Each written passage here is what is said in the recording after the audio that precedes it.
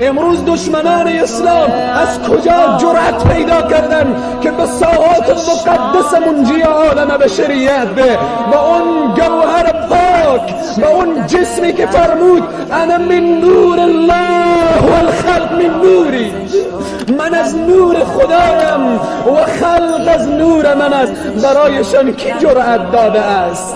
امروز باید امت اسلام برای تمام جهانیان نشان بدن که ما به واقعیت پیرو محمد رسول الله صلی الله علیه و سلم می باشیم.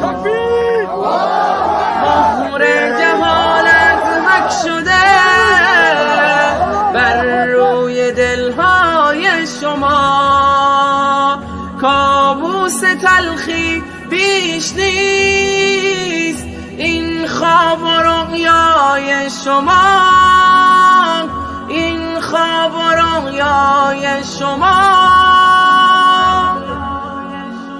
کوری چشمان شما یادش همیشه باقی است، شب‌هایتان تار و سیاه، شب‌های ما مهتابی است، شب‌های ما مهتابی است.